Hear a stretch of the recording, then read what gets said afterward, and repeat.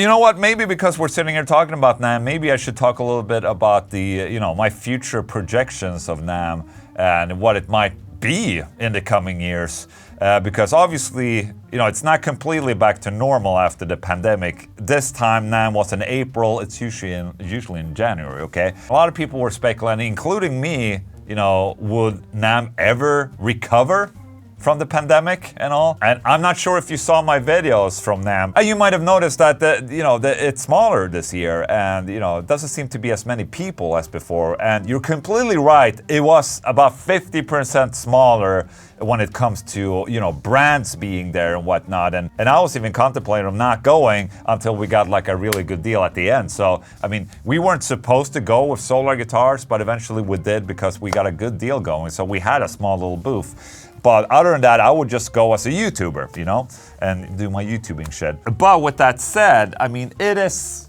very much smaller than it's ever been.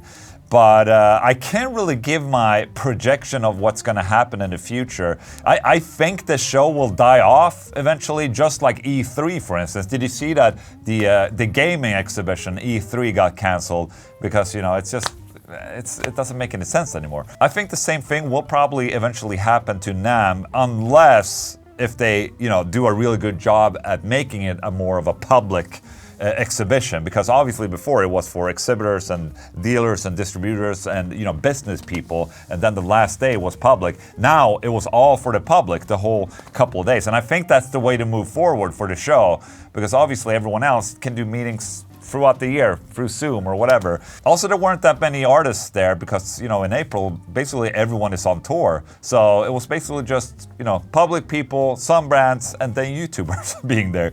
And so it was a little bit weird. Absolutely, it wasn't as rock and roll as before, but they are speculating that because there is a Namm happening in January, back to the regular spot next year, that a lot of brands are holding off until that show. So maybe that's the reason why there were less brands this year. I think we won't really know for sure if Namm is gonna be okay or not until January next year, when we see it, back in the regular time slot, to see if, brands are gonna come back. I mean, Fender's not going back, and who knows if Gibson are coming back even, and those are pretty heavy hitters. I mean, already at that point, it's already half dead. Which is a shame. It's a fun event, man, and I had a lot of fun. But now we're gonna head into the news.